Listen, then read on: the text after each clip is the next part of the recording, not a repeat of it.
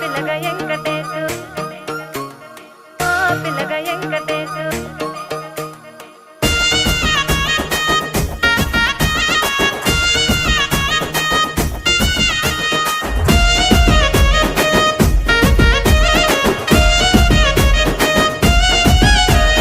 సిద్ధిరాల మనసు నాది చిన్నగా పోతుంటావో చూడక పోతుంటావో ఇంట్లో చిన్నదాన్ని నేను సిద్ధిరాల